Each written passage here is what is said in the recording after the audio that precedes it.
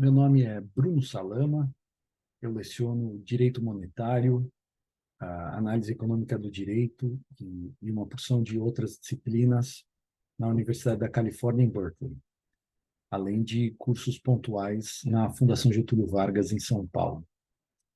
Eu venho já há muitos anos pensando, escrevendo, lecionando sobre a relação entre direito e economia. E no que toca, em particular, à macroeconomia, eu tenho tido no professor Leônidas Zelmanovitz, um grande parceiro de conversa, de interlocução e também uma pessoa com quem eu tenho podido aprender muito. O Leônidas tem, digamos assim, duas vidas, né? Uma pregressa como financista no Brasil e outra dos últimos 20 anos, mais ou menos, como professor, pesquisador e autor de diversas obras importantes sobre teoria monetária, publicadas nos Estados Unidos e em outros lugares. E o Leônidas nos fala hoje de Washington, D.C., onde ele mora atualmente e leciona curso de economia na Catholic University. Leônidas publicou recentemente um artigo intitulado Dollarization without fiscal prudence is not possible. With fiscal prudence, it's not necessary. Ou seja, a dolarização sem prudência fiscal não é possível e com prudência fiscal não é necessária. Isso falando especificamente do caso argentino por conta do descalabro e desarranjo macroeconômico naquele país e a eleição de um novo presidente. E o artigo é importante e claro, e me ocorreu então de gravar e publicar uma conversa com Leônidas sobre esse tema. A eleição argentina e os problemas econômicos da Argentina, especialmente a sua inflação explosiva, tem no Brasil sido discutida, no mais das vezes, né, sob o ângulo das alianças políticas de momento. E quando se fala mais tecnicamente do problema argentino, a discussão gira em torno, geralmente, sobre se a Argentina deveria ou não dolarizar sua economia, como se fazer isso fosse fácil e como se fosse uma mera escolha política ou tecnocrática, regulatória, algo assim, né? E pouca atenção tem sido dada, pelo menos assim me parece, no Brasil, ao diagnóstico do problema argentino e, principalmente, as verdadeiras, digamos, alternativas que se apresentam à liderança argentina nesse momento, né? O que é surpreendente, no caso brasileiro, porque, em muitos sentidos, o problema argentino de hoje é parecido com aquele que nós vivemos no Brasil nos anos 80, né?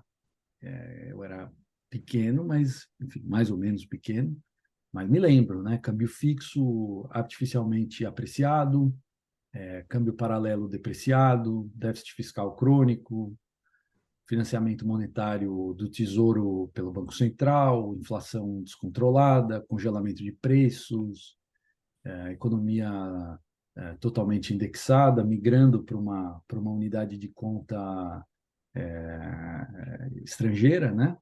Dólar, no caso argentino, e uma opção de outros problemas mais, digamos, reais, né? Mais palpáveis, queda da produção, queda da renda das famílias e por aí vai, né? Então, Léo, vamos começar aqui. Como é que você enxerga, em grandes linhas, o problema argentino hoje? Bom, Bruno, obrigado pelo convite. Ah, eu diria que o problema da Argentina é um problema de que o cobertor é muito curto, tá? Para cobrir todo mundo. Ah, o, e foram feitas promessas para as pessoas pelo governo muito além da capacidade do governo de honrar essas promessas. Então, um problema que era um problema político se transforma num problema fiscal na medida em que não existe receita suficiente para honrar todas as obrigações assumidas pelo Estado. O Estado perdeu a sua capacidade de endividamento porque é um mal pagador, perdeu a capacidade de endividamento porque é um crônico, conhecido, caloteiro, né? Quer dizer, tu dá o calote na praça uma vez, fica difícil tu levantar dinheiro uma segunda vez. A Argentina está fazendo isso faz 100 anos, né? E só restou, então, ao governo argentino a possibilidade de financiar o seu déficit de forma inflacionária. Vamos tentar, então, entender um pouco a mecânica, né, do problema argentino, do nó, do arranjo hoje e de como desfazê-lo, né? Acho que existem várias maneiras de começar a tratar do tema, mas me parece uma proveitosa, pode ser assim. Por que a Argentina adotou, de uns anos para cá, câmbio fixo, né? Como o Brasil, aliás, a maioria dos países até os anos 70, né? Mas como o Brasil teve até os anos 80, a Argentina abandonou o câmbio fixo por um pequeno interregno e depois voltou. Por que o câmbio fixo é importante na Argentina hoje? Que papel que ele cumpre, né? Pois é. Eu diria o seguinte: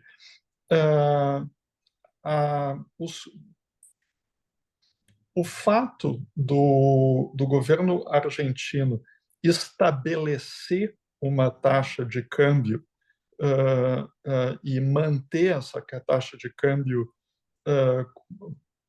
decidida politicamente, vamos chamar assim, por um certo período de tempo, é muito menos um problema em si do que qual é a taxa de câmbio que o governo argentino resolve fixar.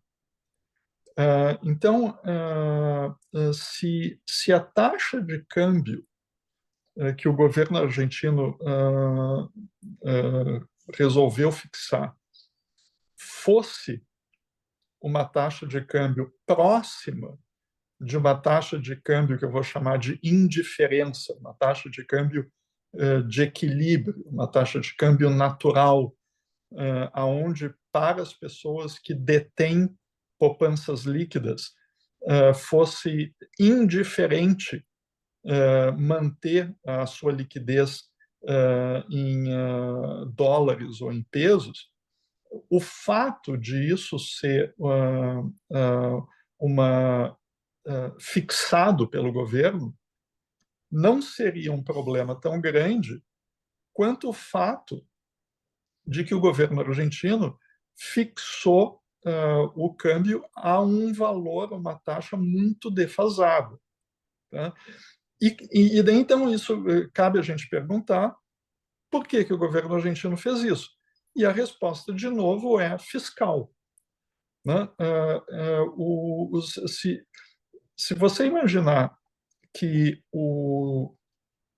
os exportadores argentinos recebem em pesos a contrapartida das suas exportações a um valor defasado, isso quer dizer que alguém está se apropriando dessa diferença entre o que seria, digamos, uma taxa real de câmbio entre as moedas e aquilo que o governo argentino paga para os exportadores em troca dos dólares que eles depositam com o governo quando recebem a receita das suas exportações. É o que se chama de requirements, né? Quer dizer, aquilo que no Brasil se chamava de cobertura cambial. Então, exatamente. o brasileiro importava desde 1930 e poucos até 2006, mais ou menos, ele tinha que imediatamente se desfazer da moeda estrangeira e vendê-la a um preço tarifado para o Banco Central, né? Exatamente. Muito pelos bancos, mas os bancos também tinham que vender em seguida para o Banco Central. Então, o Banco Central se apropriava e pagava pouco pelos dólares do exportador, né? Quer dizer, o exportador ele recebe menos do que ele receberia se ele pudesse receber o preço de mercado pelo dólar, né? Exato. Quer dizer, o governo argentino não só proíbe as pessoas que têm receita em dólar de manter os dólares, quer dizer, eles são obrigados a vender os dólares para o governo argentino, como são obrigados a vender os dólares para o governo argentino por uma taxa de câmbio que, na verdade, tem um imposto embutido. Quer dizer, é um mecanismo de transferência de poder de compra dos exportadores para o governo argentino. Né? Então, isso é um reflexo da crise fiscal que nós estávamos falando faz um minuto. Como é que junta uma coisa na outra? Para mim não é óbvio. O governo argentino usa a defasagem do câmbio como uma forma de receita. Entendi. Quer dizer, ele adquire os dólares a um preço menor, e daí ele raciona esses dólares e entrega para os importadores a um preço menor também, para que o importador, para que fique mais fácil para o importador poder, enfim, importar coisas, né? Para efeito dessa nossa conversa, Bruno, vamos considerar, né, que a taxa oficial, que é hoje mais ou menos 350 pesos por um dólar, é defasada em comparação com o que talvez fosse uma taxa de mercado, né, que a gente não sabe quanto é que é a taxa de mercado, mas vamos usar como comparação a taxa do mercado paralelo, tá? Que na Argentina eles chamam de blue, para não chamar de black, chamam de blue. Né? Então, a taxa do mercado paralelo hoje está mais ou menos 1.000 pesos por dólar. Então, o governo argentino, quando ele paga um exportador 350 pesos, ele está ficando para si com o equivalente a 650 pesos, Sim. que ele pode usar, então, para comprar outras coisas, em vez de dar esse dinheiro para o exportador gastar e comprar coisas. Quer dizer, isso aí típico das políticas desenvolvimentistas do Brasil, desarrollistas, né, dos argentinos, né, para que a indústria possa, digamos, importar também maquinário mais barato e industrializar o país, né? Acho que essa é um pouco a lógica do Brasil na época, né? Além da É, lógica. no caso da Argentina, é um pouco mais perverso do que isso. Isso já ia ser ruim o suficiente, mas no caso da Argentina é um pouco mais perverso do que isso, porque eles têm uma meia dúzia diferentes de taxa de câmbio. Uhum. Então, por exemplo, o importador, quando quer comprar alguma coisa, então aí nós estamos falando da indústria que vai comprar equipamento ou vai comprar subsídio, insumos, perdão, né? A taxa de câmbio hoje é 900 pesos por dólar. Né? Sim. Então, é mesmo um mecanismo de arrecadação, porque nem essa política desenvolvimentista de facilitar as importações de máquinas ou de insumos, ou de maneira a industrializar a Argentina, é o que eles estão fazendo, porque o argentino importador tem que pagar 900 pesos para obter um dólar do governo. Entendi. Entendi. Quer dizer, então, vamos dizer, para a Argentina seria importante abandonar o câmbio fixo, não tanto por ser fixo, mas por ser defasado. Sim, porque vamos pensar assim, a dolarização é o câmbio mais fixo que pode ter. Tá? A dolarização é o câmbio mais fixo. Depois que tu dolarizou, tu não tem mais como mudar o câmbio. A partir de agora, o câmbio é o dólar, então não tem mais câmbio. Agora, tu substitui a moeda nacional pelo dólar. Então, assim, não tem regime mais fixo do que a dolarização. O problema não é esse. O problema é o fato do câmbio estar defasado.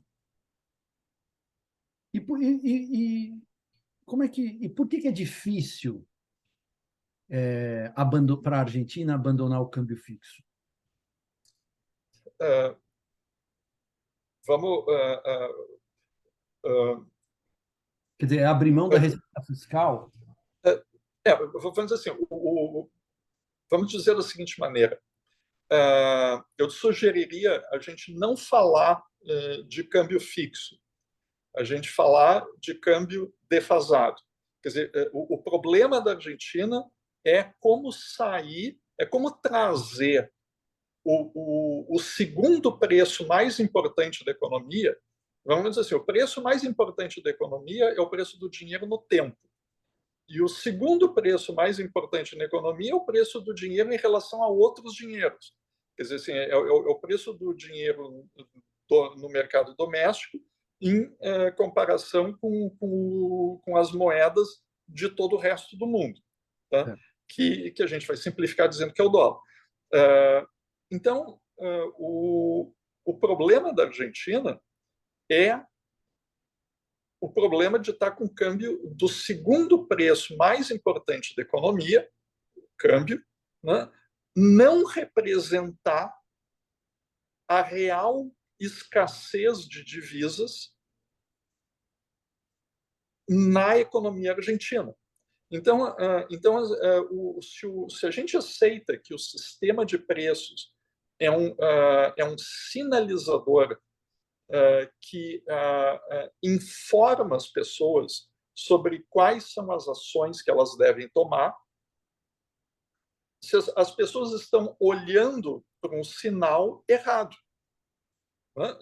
As pessoas são levadas a querer comprar coisas no exterior, quando elas podem comprar 350 pesos, né, por dólar, porque o câmbio está defasado. O problema é que, como muita gente quer fazer isso, o governo, então, proíbe as pessoas de comprar coisas no exterior, de comprar dólares. E com os dólares comprar coisas no exterior. E isso cria outras ineficiências na economia, porque não, ao se dizer que o câmbio é o segundo preço mais importante da economia, nós estamos dizendo que ele impacta uma quantidade enorme de decisões. E por impactar uma quantidade enorme de decisões, tu só consegue manter esse valor artificial se tu proíbe as pessoas de fazer coisas que, de outras maneiras, elas fariam. E aí, esse intervencionismo é o que deixa de mãos atadas os empreendedores na Argentina para tomar ações, tomar medidas, né, que levassem a aumento de produtividade, aumento de produção, geração de riqueza, etc. Uhum. E a razão é essa razão fiscal que levou o governo argentino a defasar o câmbio, e agora a batata quente que eles têm na mão, voltando àquela referência da diferença entre o oficial e o paralelo, para trazer esse preço a uma realidade de mercado, a Argentina teria que fazer uma desvalorização de 70%. E uma desvalorização de 70% significa que no dia seguinte da desvalorização, todo mundo ia estar pagando 3 vezes mais por todos aqueles produtos que podem ser exportados, que podem ser vendidos no mercado exterior. Quer dizer, aí você tem uma inflação brutal de tradables dentro da Argentina, e isso Tem duas maneiras de entender isso.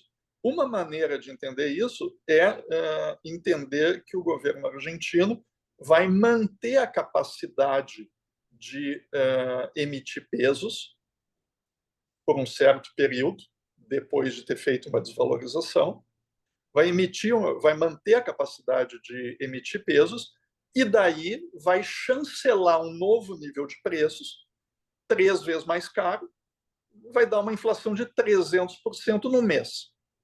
Vamos chamar assim. Tá? Quer dizer, hiperinflação. O outro caminho, que é tão ruim quanto, é dizer assim, nós não vamos chancelar um novo nível de preços, não vamos emitir um peso a mais do que o peso do que os pesos que já foram emitidos até agora, tá? E daí assim, as pessoas simplesmente não vão ter dinheiro para comprar os produtos que subiram os produtos que podem ser exportados. Os preços não vão subir internamente, porque não vai ter dinheiro para comprar a preços mais altos. O que acontece é que também não vão ser vendidos internamente os produtos, vão ser vendidos no exterior. Então, comida tu pode exportar. As pessoas não têm dinheiro para pagar, o produtor de comida vende a comida no exterior. Gasolina tu pode exportar. Não tem dinheiro dentro da economia para pagar a gasolina é exportada e as pessoas ficam sem andar de ônibus ou de carro. Então, assim, se você levar bruscamente o preço do dólar para o preço de mercado, você deixar ele flutuar, você encarece brutalmente tudo que é importável e exportável também, né? Quer dizer, todos os tradables domesticamente vão para um preço absurdo, ou então eles ficam baratos, mas ninguém tem dinheiro para comprar, e aí o desarranjo acaba sendo pior ainda, né? Eu te diria o seguinte, Bruno, na minha modesta opinião, tá? A situação da Argentina é tal que eu acho difícil eles conseguirem sair dessa situação sem um ajuste muito doloroso. Muito doloroso. E esse ajuste doloroso pode passar pela hiperinflação,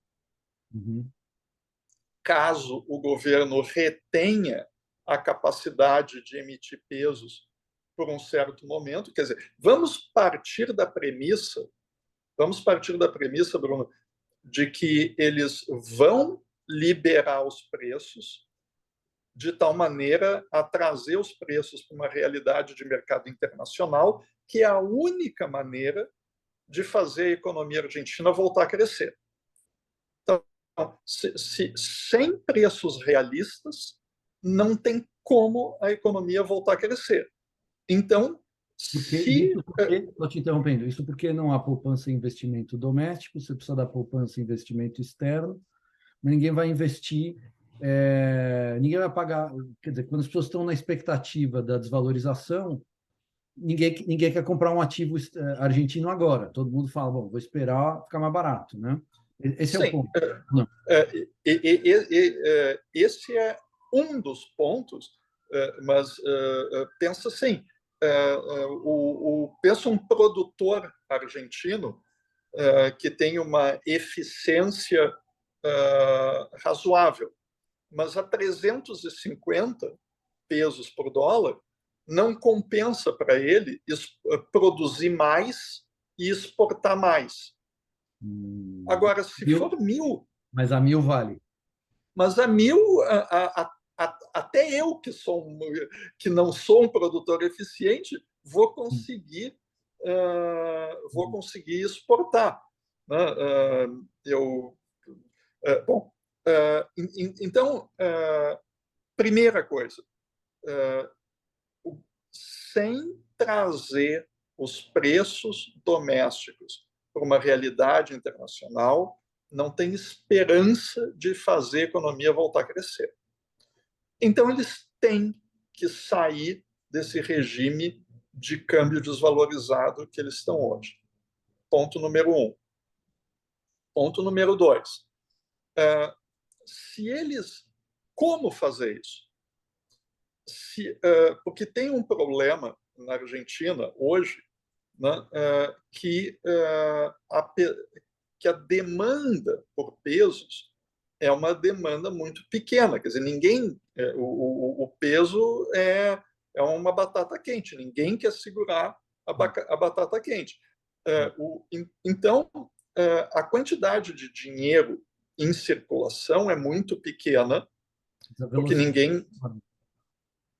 ninguém quer carregar dinheiro, e o governo é um mal pagador.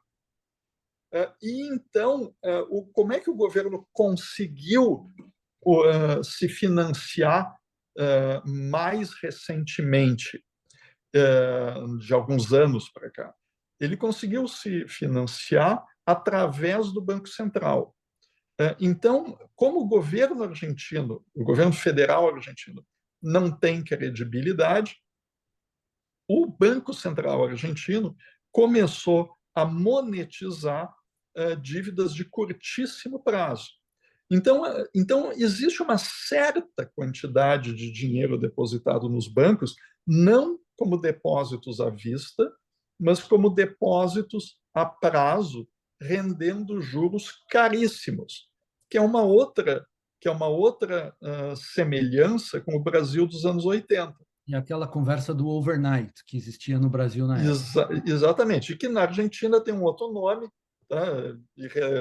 Só para mencionar, se chamam Leliques e Passes, que são obrigações ou de um dia para outro, ou são obrigações de poucos dias ou poucas semanas. Tudo com menos de um mês. Tá? Então, entendeu? O banco capta com o depositante. Não é nem depositante, né? Porque aí ele vira quase um investidor de overnight, mas sei lá. É isso aí. Um depositante barra investidor. O banco capta dando liquidez diária, mas compra um ativo também de curtíssimo prazo ou de uma semana, que é a Leliq, né? Leliq, enfim, Leliq, ou o passe que é de um dia. E isso quando ele passa para o Tesouro. E é assim que o Tesouro vai fechando o buraco, certo? Exatamente. Tá? Além da inflação e além dos impostos que eles arrecadam e dessa garfada nos exportadores que o câmbio desvalorizado proporciona. O que acontece é que se o câmbio se os preços são liberados, se o câmbio é liberado, vai haver uma corrida aos bancos de pessoas tentando tirar dinheiro dessas aplicações de curto prazo para comprar dólares. Uhum. Então, o preço de 1.000? Não, é que nós estamos falando que se tu fizer isso, se a primeira medida a tomar for liberar os preços, as pessoas, vai haver uma corrida aos bancos para comprar os dólares enquanto os dólares estiverem menos de 1.000. Então, hoje é 350, amanhã vai ser 400, depois de amanhã vai ser 500. Vai acontecer, vai forçar o governo a imprimir dinheiro, e então vai levar àquela solução hiperinflacionária que nós falamos uns minutos atrás, né? Porque as pessoas vão querer tirar o dinheiro do banco para comprar dólares. Né? O governo, o futuro governo da Argentina, o governo do Milei, eles estão tentando encontrar um financiador externo que vá aportar dinheiro suficiente para eles comprarem essas Leliques, digamos, transformarem esses investidores que estão investindo nessas Leliques em pagar eles em dólares a taxa de câmbio de hoje. Uau! A taxa de câmbio de hoje. É um tipo bridge loan, assim, Sim, como uma maneira de pagar os investidores. Uma alternativa seria fazer a ordem inversa. Seria primeiro resolver o problema do câmbio defasado mediante uma desvalorização. No momento em que foi feita a desvalorização, não precisa mais pagar para os investidores das Leliques o dinheiro que eles têm depositados, porque o dólar, então, vai estar 1.000, e daí, por 1.000, ninguém tira o dinheiro do banco. Mas na hora que faz essa desvalorização desse tamanho, não tem esse problema que a gente falou, que os tradables explodem o valor e aí você tem e é por isso... Domesticamente, né? O valor, sei lá, da carne, da gasolina, etc. E é por isso que eu estou dizendo que o ajuste vai ser muito doloroso, e eu acho muito difícil escapar da hiperinflação. Mas se conseguir esse bridge loan externo, resolve o problema, não resolve? Não. Resolve o problema das pessoas que têm o dinheiro depositado em Lelique. Certo. Mas não resolve o problema da pessoa que anda de ônibus, que vai ter que pagar uma tarifa de ônibus 10 vezes mais cara. Não é 3 vezes mais cara, porque hoje em dia, só para o bilhete de ônibus é um bom exemplo. Um bilhete de ônibus em Buenos Aires custa mais ou menos 80 pesos. Tá? Então, se a gente pensar que o câmbio verdadeiro, o câmbio real, é o 1.000 pesos, é o câmbio paralelo, tá? Então um bilhete de ônibus custa 8 centavos de dólar, ou pensando em termos de reais, custa 40 centavos de real. Sim. Tá bem? Uma passagem realista de ônibus deveria valer R$ 4. Entende? A diferença é um subsídio que o governo argentino dá para todo mundo que anda de ônibus. E não dá para fazer uma transição administrada com certos preços? Bom, então... o subsídio, é esse o problema. Tá. Se tu cortar o subsídio, porque nem todo mundo que anda de ônibus precisa... Desculpa, só um segundo. O subsídio hoje é um subsídio não fiscal, certo? Quer dizer, Não, é um subsídio fiscal. Fiscal? Eu não sei, eu não sei o detalhe de como que ele é feito, se é feito através da companhia de petróleo estatal, ou se é feito uma transferência direta do Tesouro, mas ou o Tesouro paga diretamente, ou o Tesouro paga indiretamente através do prejuízo da companhia de petróleo estatal. Não, eu entendi, mas como a gasolina está mais barata, por conta do câmbio defasado, você tem um subsídio à companhia de ônibus, que é um subsídio não fiscal, não está no budget esse subsídio. Ele pode não estar no budget. Ele pode não estar no budget, mas isso não quer dizer que ele não, indiretamente, que ele não está sendo pago pelo governo federal, mesmo que não através do budget. Então, é um subsídio escondido, é um subsídio cambial. Pode ser. Ele pode ser. Ele pode ser escondido. Eu não tenho certeza de como é que ele é feito. Um subsídio da gasolina, vamos dizer. Não sei. Pode ser que seja não fiscal, tá? Nesse sentido. O que não quer dizer que, se o governo argentino trouxer os preços para um preço real, cortar os subsídios fiscais e privatizar a companhia de petróleo, que a pessoa que anda de ônibus não vai pagar 10 vezes mais do que paga hoje. Aí dá caos social, daí cai o Bom, governo, não consegue trabalhar, não consegue viver. e esse agora, nem todo mundo que anda de ônibus na Argentina está numa situação tão ruim que precisa desse subsídio. E o jeito que o subsídio é dado para todo mundo que anda de ônibus, independente de precisar ou não. Então, um sistema de uma rede de proteção social, um programa de renda mínima, que permitisse às pessoas que realmente precisam. Mas você já deve ter, não sei, a versão argentina do Bolsa Família, qualquer coisa parecida com isso.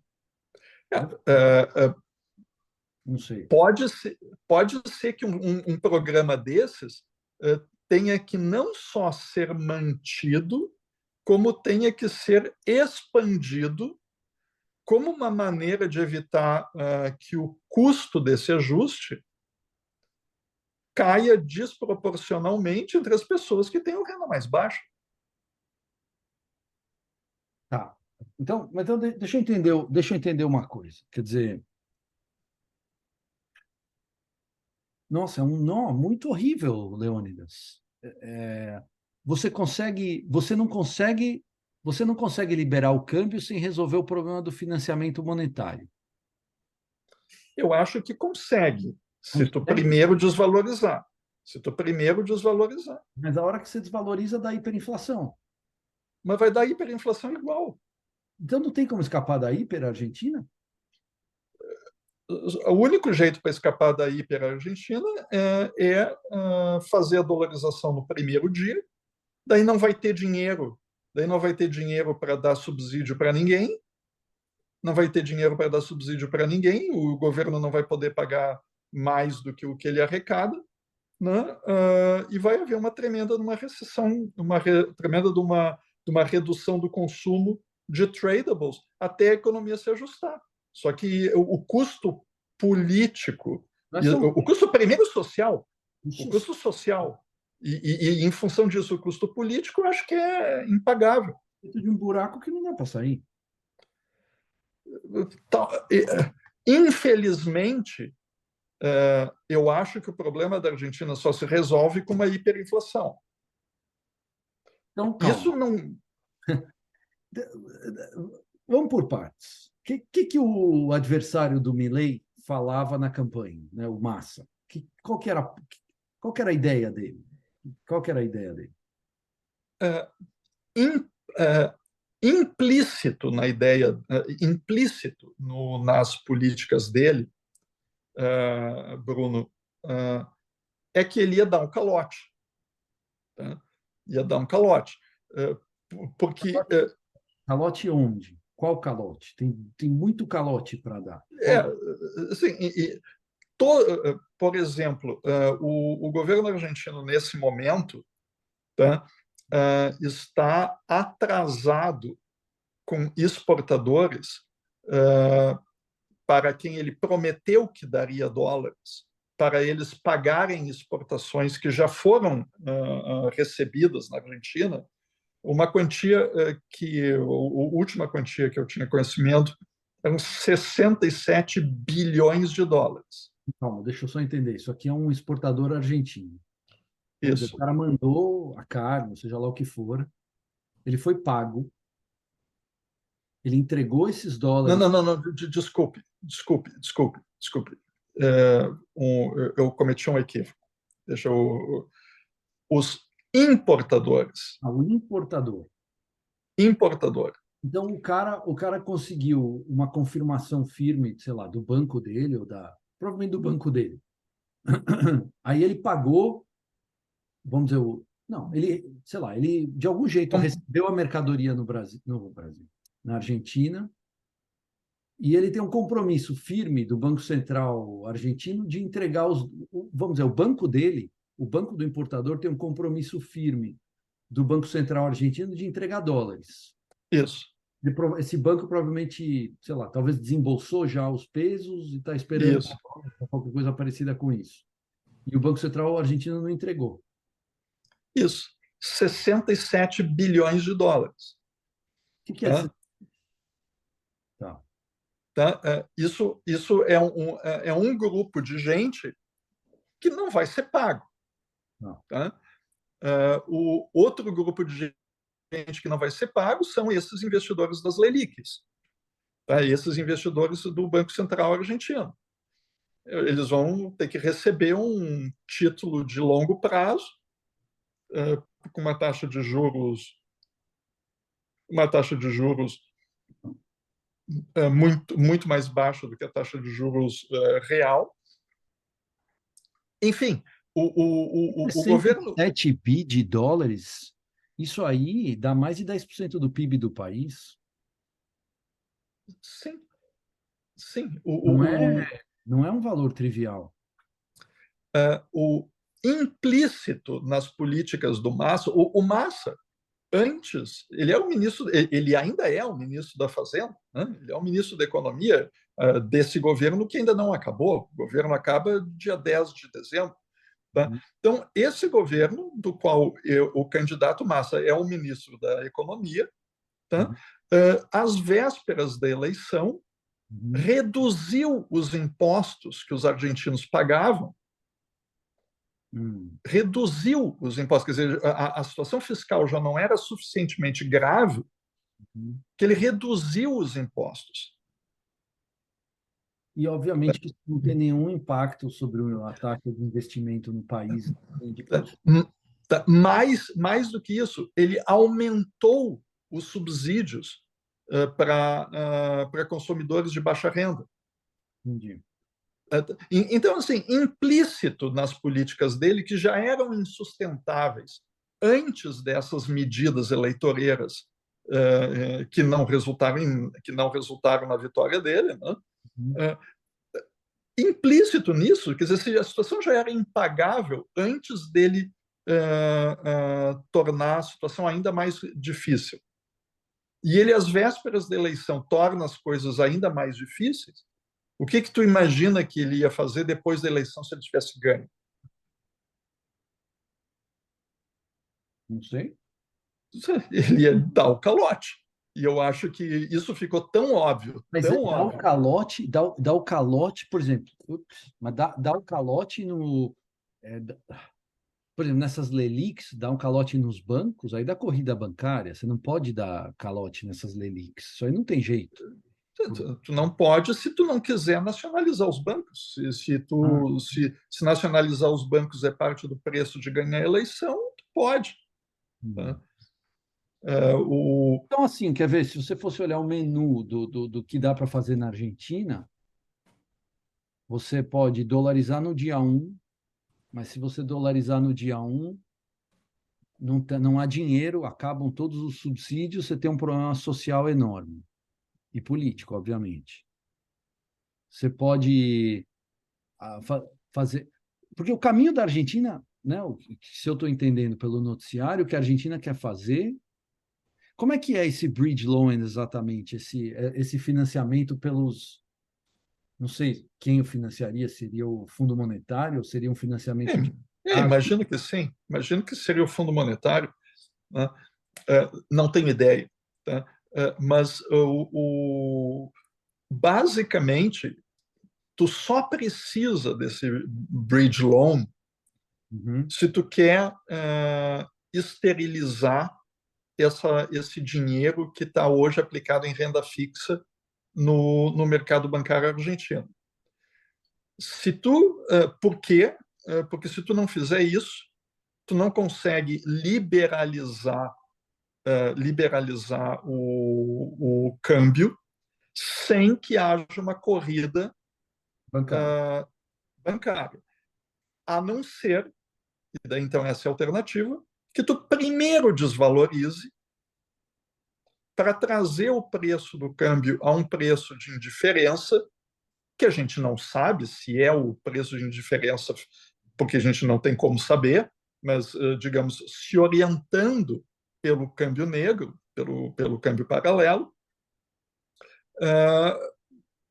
Se tu fizer uma desvalorização de 70%, chances há de que no dia seguinte, quando abrir o mercado, mesmo que tu não tenha o bridge loan e mesmo que tu não tenha o bridge loan, que as pessoas não vão tirar o dinheiro do banco, porque não tem mais incentivo para tirar o dinheiro do banco.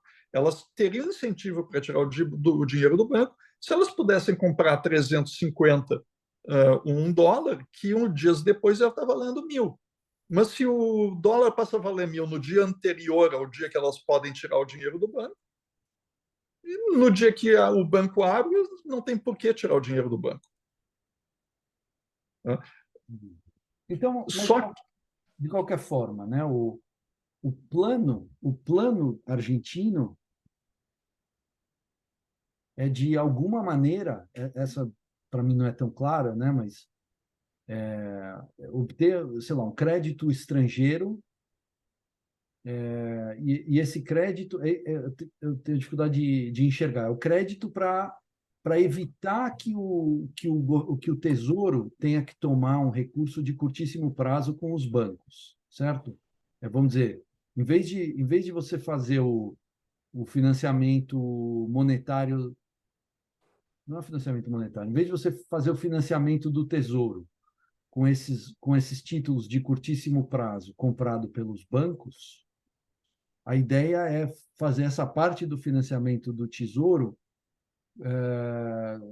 com um dinheiro estrangeiro. Sei lá, você vende os títulos e, de alguma forma, com algum veículo, o investidor estrangeiro, não sei se de mercado ou seria o Fundo Monetário, compra e aí tudo bem, aí você resolve o problema da corrida bancária. Mas qual que é o day after disso? Eu acho que eu até já te perguntei isso, mas eu estou mais confuso do que qualquer outra coisa. Vamos supor que consiga. Se a Argentina consegue isso, o passo seguinte é o quê? Não se sabe. igual, Bruno, tem o problema da desvalorização. Tá. Tá? Por isso, eu acho. Não tem como escapar. Quer dizer, são meio separados. O problema desse financiamento de curto prazo, das LELIQs e os passes, é uma coisa. O problema de terminar com o câmbio defasado é um problema separado. E quando você termina com o câmbio defasado, vamos dizer, com sorte, você consegue criar as condições para a economia voltar a crescer depois de algum período, mas no curto prazo, a importação fica muito mais cara e você tem um problema inflacionário. Não tem muito como escapar disso. Eu acho que não tem. Eu acho que não tem. O prazo que eu imagino que possa levar para com disciplina fiscal, o prazo que pode levar para o governo argentino, digamos, se tornar superavitário, tá? Na melhor das hipóteses, 2 anos. Uhum. Na melhor das hipóteses, quer dizer, se o Milei conseguir apoio no Congresso, se a Justiça não bloquear as iniciativas do governo de reduzir despesas, na melhor das hipóteses, um plano de privatização e de redução de despesas públicas e de desregulamentação não vai levar menos do que 2 anos. Tá? se o governo argentino, se o novo governo não fizer a economia voltar a crescer, e, de novo, a economia não tem como voltar a crescer se não restabelecer preços reais através da liberalização do câmbio. Tá? Esse ajuste, que já vai ser doloroso em si, esse ajuste fiscal que já vai ser doloroso em si, vai se tornar ainda mais doloroso se a economia não estiver crescendo. E no curto prazo, essas medidas todas elas são recessivas, não são? Eu diria o seguinte, sim, porém, umas podem se tornar, deixar de ser recessivas muito rapidamente, dependendo da profundidade das mudanças. Quer dizer, se o câmbio do dia para a noite passa de 350 para 1.000 e as pessoas passam a ter liberdade de importar e de exportar, do mesmo jeito que tem muito negócio que vai acabar, tem muito negócio novo que vai surgir. Sim. Tá? Se o governo argentino conseguir parar de emitir peso, né, se o governo argentino conseguir parar de emitir peso para pagar o déficit fiscal. Porque essa coisa de parar de emitir peso não é um ato de vontade, né? Esses gastos, Depende de. geral, não conheço o detalhe argentino, mas se fosse no Brasil, tem uma rigidez enorme, né? Não é. E na Argentina tem o mesmo. E na Argentina tem o mesmo. Essas rigidezes institucionais vão limitar muito a capacidade do governo argentino de conseguir reduzir as despesas. Mas eu estou acreditando no novo presidente, de que o presidente é sério em tentar reduzir as despesas da maneira que for possível, né? Dando a ele esse voto de confiança, né? Acreditando que as medidas que ele quer tomar são as corretas. Vai levar, no mínimo, 2 anos, se ele tiver muita sorte, vai levar no mínimo 2 anos. Condições condições de mercado internacionais também favoráveis, né? O juro tem caído nos Estados Unidos e assim por diante, né? Não sei também. Sim, claro, isso obviamente tem um impacto. Se o preço das commodities cai, torna tudo muito mais difícil, né? Mas a chance de liberar, uma chance existe de sair desse problema, mas não sem um ajuste muito doloroso, infelizmente. Professor Leônidas, muito obrigado, hein? Foi um prazer, Bruno. Boa conversa. Nos falamos, hein? Um grande abraço. Um abraço.